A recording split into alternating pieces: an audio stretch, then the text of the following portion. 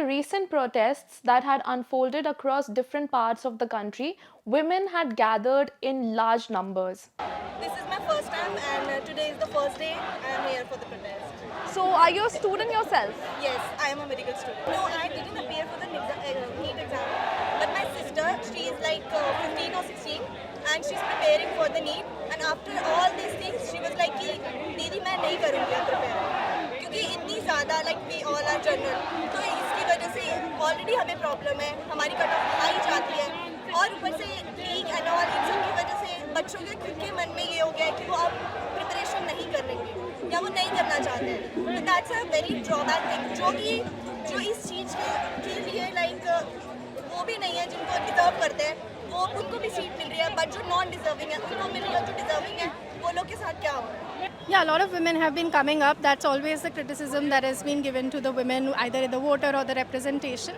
And it has been there, like we are all coming up. I'm very proud of all of the women feeling safe. And also thank you for all the boys who have made the environment quite safe for us to be here. See, it is a movement, right? So it is just started with one demand, and I mean, I'm not saying about the demand, but movement needs to have more aspirations, and the aspiration is around government accountability, about making government think about what the generation is asking for. So of course the movement and the resignation is just the symbolic gesture of that, and we're very happy about that, but there are more thinking needs to be done on what is happening on the ground, that people are so dissatisfied. If you saw the numbers on Monday, and after that, even after the brutality of the police, the numbers have not stopped. So this is speaking that the government is really not listening to the citizen. So I hope that the government starts seeing that they are also not all powerful, and the movement takes that course. And then there was a photograph. For a few days, that seemed to be everywhere. A young woman in a rain soaked hoodie standing alone in front of a moving bus, refusing to move. That image made her a symbol overnight, but it also made her a target. The government has responded, the education minister has resigned. But for the women who were photographed, filmed, live streamed while they marched, the story did not end there. It just changed shape. So I could hear the chants, I could hear everyone just, the sloganeering and Bharat Mata Ki Jai, Inqilab Zindabad. It was just so exhilarating for me. I was like, I cannot wait any longer. I want to be there with them. So I left the building, Kohinoor, and I started walking towards where the voices were coming from, which is right across the street. They were marching towards the Shivaji Park. So I left the vicinity. As soon as I left, I saw this bus in front of me, like a police van. So I asked two cops, they were male officers, and I asked them, do you have a memo to take these kids? And they couldn't even like make their eyes meet with mine. So I instantly knew that they're wrong. I have to stop the bus.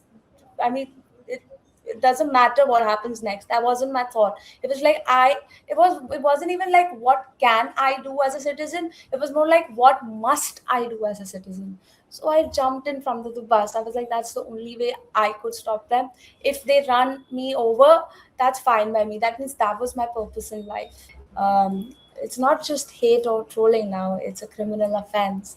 Outright, they're modesting, they're outraging my modesty and defaming me and stalking me.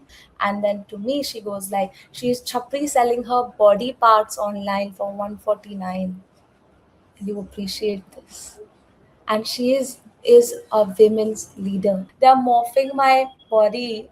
Suppose you're sitting here, I'm sitting here, and they'll just click a picture like my Instagram pictures, and they're just pixelating into the core so that they can say, look, I have received her leaks in my DMs. Ria's face may be the only one that went viral, but she isn't the only woman who found herself under this kind of scrutiny.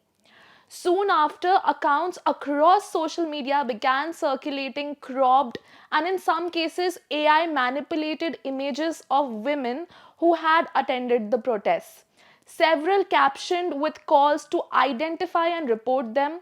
One post urged followers to help teach her a lesson. A prominent right leaning account criticized women protesters for using foul language against the Prime Minister, framing it as a betrayal of how women are meant to be honored in Indian society. Another large account singled out women demonstrators as uniquely responsible for the crude language used during the protests. This was despite protesters of all genders having shouted the same slogans.